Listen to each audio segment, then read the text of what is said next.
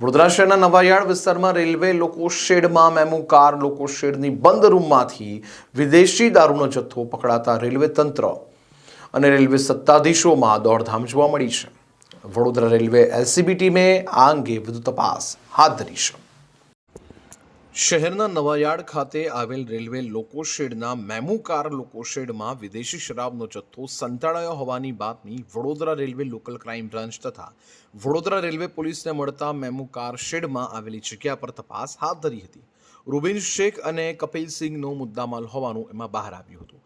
રૂબિન ઉર્ફે કટ્ટો રેલવેમાં જ નોકરી કરે છે અને બિંદાસથી તે અધિકારીઓથી ડરતો નથી અને અગાઉ તેની સામે ગુના પણ નોંધાયેલા છે અને કાર્યવાહી પણ કરાઈ હતી. પણ તેમ છતાં માથાભારે હોવાથી રેલવે અધિકારીઓ તેનાથી ડરતા હોવાનું બહાર આવ્યું છે.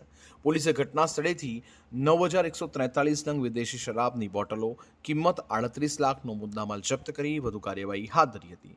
પેક કાર્ટૂન બોક્સમાંથી વિદેશી શરાબનો જથ્થો મળી આવતા આરપીએફ અને રેલવે તંત્રની કામગીરી સામે અનેક સવાલો ઊભા થયા છે. વડોદરા વેસ્ટર્ન રેલવે જીઆરપી દ્વારા ગયા 2 દિવસથી મિશન ક્લીન સ્ટેશન એક ડ્રાઈવ ચાલુ કરવામાં આવેલી છે. આ ડ્રાઈવ હેઠળ અમે રાત્રિના દરમિયાન વિવિધ જે રેલવે સ્ટેશનો ઉપર જે અસામાજિક તત્વો હાજર હોય અને જે એવા લુખ્ખા તત્વો યાત્રી સિવાય જે પણ હાજર હોય યાત્રી અને રેલવે સ્ટેશનના સ્ટાફ સિવાય એના ઉપર વોચ રાખતા હોય છે અને એને અટકાવતા હોય છે. આ દરમિયાન જ્યારે અમારા સ્ટાફ પેટ્રોલિંગમાં હતા તે દરમિયાન એમને માહિતી મળી કે રેલવેના જે મેમુ કાર શેડ વિસ્તાર છે ત્યાં રેલવે સ્ટોર રૂમ આવેલું છે, જૂનું સ્ટોર રૂમ છે જે રેલવે સ્ટેશનથી આશરે 3.5 કિલોમીટરના અંતરમાં છે. ત્યાં ઇંગ્લિશ દારૂનો જથ્થો હાજર છે. તો અમારી એલસીબીની ટીમ ત્યાં રેડ કરતા એમને 241 જેટલી પેટીઓ ત્યાં મળી.